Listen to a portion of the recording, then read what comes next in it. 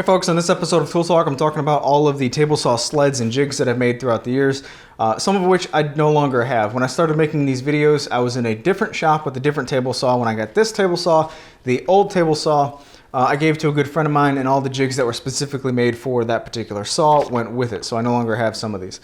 However, everything that I mentioned here, I'll post links to the build articles and videos if I have them in the website article for this particular video. And I'll also give you a couple recommendations for alternatives, because some of the stuff that I made isn't exactly perfect looking back on it. So I'm going to go through this list starting with the things that I dislike the most, or the items that I used the very least, going into the more frequently used items. And just the biggest dud of a table saw sled that I've ever made is a dedicated 45 degree crosscut sled. More so because I made mine way too big. I thought I would use it more frequently than what I did. I ended up using it once or twice and set it up against the wall on the floor on an angle, piled some more crap on top of it, ended up breaking it, and then you break something, it just becomes parts for something else. So a dedicated 45 degree crosscut sled, I didn't really have a need for it. I still don't have a need for it. I could just set up a miter gauge and just be fine doing that. Next up is now this is something that I thought I would use way more than what I ended up using, is a miter sled. I made a specific miter sled to make perfect 90 degree corners out of a single 2 foot by 2 foot sheet of plywood, just a small square piece of plywood. And the only important factor with that piece of plywood is that one of the corners needs to be 100% perfectly square. It's a small little compact design. It works pretty well. However, it's not that long on either side, so if you're making larger frames, it's a little bit cumbersome. There's no stop block set up, so for small stuff, I think it would be an all right option. However, if you think you're going to be making a lot of picture frames or using something, using it over and over again, I would suggest looking into some other designs. Like David Picciuto made a little bit more robust miter sled for the table saw that had a longer one side for your repeatability with a stop block system. And something like that does have a stop block system, does accommodate larger pieces. If you are going to be making a lot of picture frames, and you know you are, I would look into something like that. I'll post links to both my design, and then I think he used something out of a magazine, if I'm not mistaken, but I'll post links to mine and his build videos in the article for this particular video. Next up is the spline jig, and this particular spline jig it does not run on one of the table saw miter gauge runners. This makes it universal for whatever saw you are using, and the way it is tracked is there's a screw on the back side, and you just screw it to your miter gauge for whatever table saw you're using. So a little bit more freedom as far as using this on different saws. I thought that would just be a little bit more easier than messing with a table saw runner on this small of a distance here to track forward and backwards. It's actually worked out for me in the long run, because now I can use it on this particular saw, even though I made it for my last saw. However, I haven't really used this much at all. Just haven't really had the need for it. So this is a spline jig, and if you're not familiar with what this does, is let's just say that this is a picture frame with 4 mitered corners all the way around it. Mitered corners alone aren't the strongest of joint. They'll probably just, you glue them up and they'll probably do the job just fine. However, to not only strengthen them, but to add a decorative touch, you can take that picture frame or box or whatever you have and put it so that it is corner down in a jig like this, and run the blade through the corner right here, and it creates a saw kerf, or however wide you want, a spline area to insert a alternating direction grain piece of wood in between. Gluing that into place not only strengthens the joint, but once you flush it up and trim everything nice and neat, it makes a nice decorative touch. I made this particular jig so that you could use it for not only picture frames, but you could use it for a large box or whatever you wanted to make multiple splines along its entire length. So that way you can just slide the box around as needed and use different stop block setups wherever you have access to on the entire jig. This is another one of those jigs that required very little scrap wood to make, and It requires even less scrap wood to make if you make a different style, such as one that rides over the fence of your table saw. This, like I said, is it's still together. It works just fine. Just haven't really had the need to make many splined mitered projects, so I really haven't used it that much. I'll post a link to this project as well as an alternative in the article for this video. Next up is the single blade, single pin box joint jig that I made for my last table saw. I don't have it anymore. It's with that particular table saw. It is a jig that has the tracking mechanism, the pin that rides in a template is the same width as whatever blade you are using. So if you're not using a standard thickness blade or you're using a thin kerf blade, then all you have to do is find a pin that is the exact same thickness as the blade you're using, and then set up an appropriate size template, and you can cut, you know, a ton of box joints to whatever size template that you actually make. It's a pretty neat design. I'll post a link to it. It's not my design. I'll post a link to it in the article for this. The box joint jig that I have right now, which I'm a pretty big fan of, I keep it right down at the bottom of my table saw. So literally it is, if I'm standing at my table saw, it's in front of my feet between me and the table saw, and lifting it and setting it on the table saw is all the setup that is required. It's already dialed into the thickness of my blade, because the blade that I'm using is an exact 1/8 of an inch kerf blade. It uses a threaded rod that has spacing of 1/8 of an inch. So that means you can create box joints in any 1/8 of an inch increments, which is very handy. There's no setup time. You just set the jig on the table saw and it's ready to go. I've pretty much only used it for 1/8 of an inch box joints because it's just so easy to do so, and why not? Of course you could do, like I said, 1/4, 3/8, 1/2 inch. This isn't my design. This is from John Heiss. I'll post a link to it down below. It's a very handy jig, and makes really quick work of box joints, and it's just, the thing with it is it's so convenient. If it's not convenient, I'm pretty much not going to use it. That's very convenient. So next up is probably one of my favorite jigs that I've made, and it's one of the simplest. It's just a piece of plywood. That's literally all it is. This is I think the original article I made on it, I called it the Multifunction table saw hold down sled, which is kind of a mouthful. It's a tapering sled, it's a jointing jig, it's whatever you want it to be. You can just clamp anything to it in various different ways, and because there is no runner on the bottom side, you just line up the fence where you need it to be and push it along.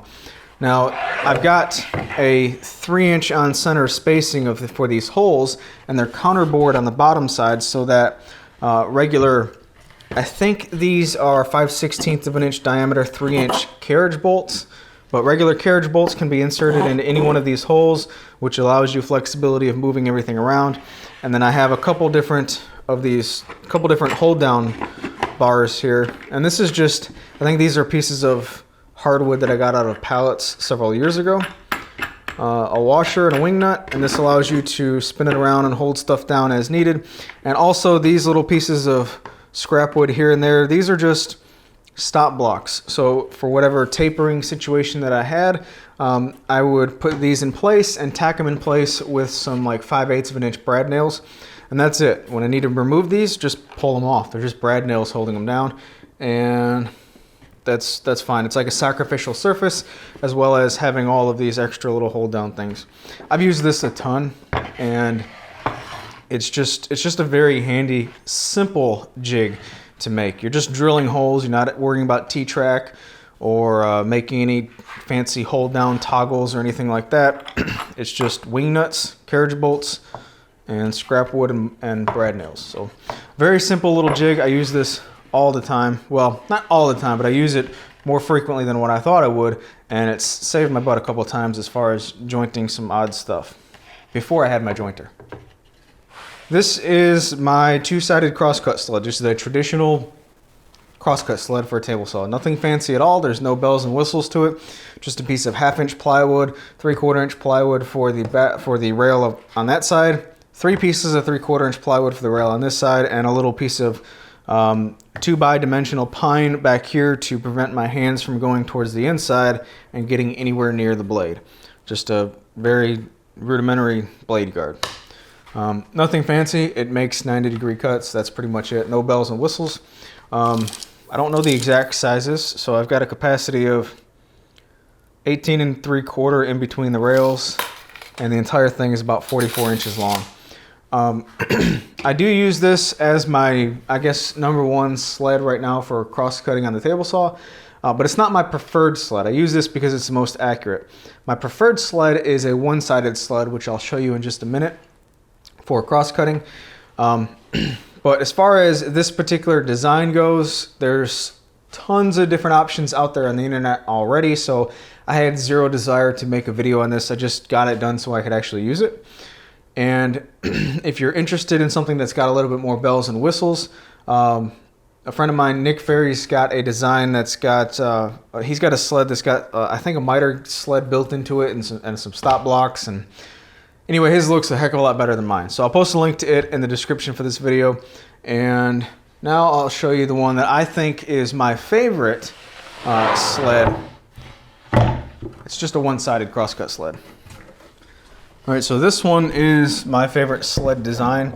I originally got the idea from Norm Abram on New Yankee Workshop to have a one-sided sled, and I always prefer it. The main reason that I always prefer a one-sided sled over a two-sided sled is it forces you to be on one side of the blade. So while I'm never worried about the offcuts being flown back, that's never happened. Most of the time, well, every time, all the offcuts will just fall right to the side of the table over here and just stay put. They don't move. They're not being thrown by the blade because there's no binding involved. They just sit there. But what I really like about it is you're not in the path of any sawdust.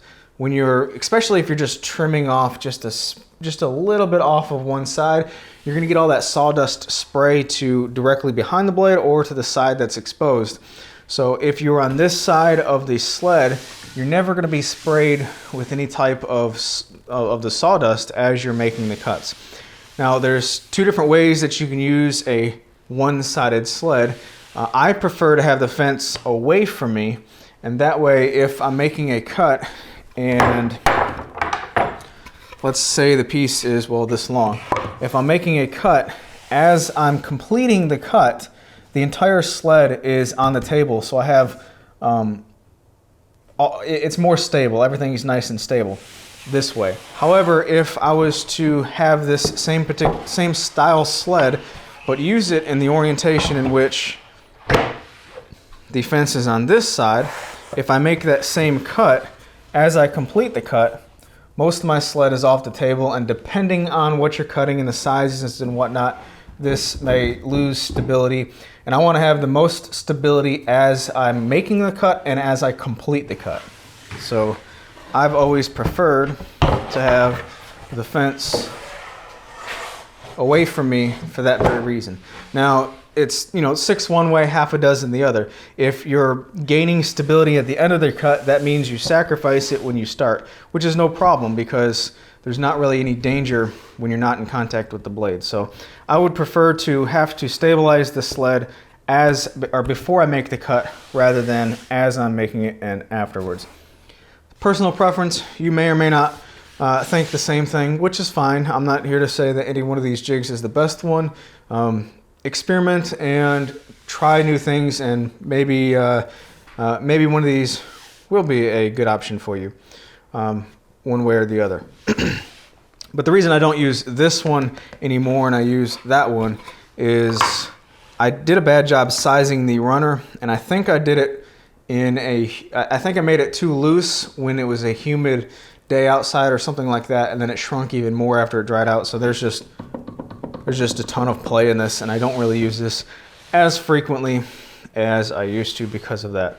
Now the size of this thing, I sized it so that the halfway point of the sled will be just on the inside of my table saw wing. That way I have stability way out here. And actually I should cut off a section of this to make it a little bit lighter. I won't sacrifice any material holding that way. But it's just a nice size one-sided crosscut sled, and this capacity has a base of 20 inches from the fence to here, and 38 inches left to right. So for whatever that's worth. But anyway, hopefully this gave you a glimpse into the table saw stuff that I've made. Some of the stuff I don't use, like I've said, and I'm thinking I need to make another one of these, or at least pry this runner off and try and put another one on and get back to using this. I really like it.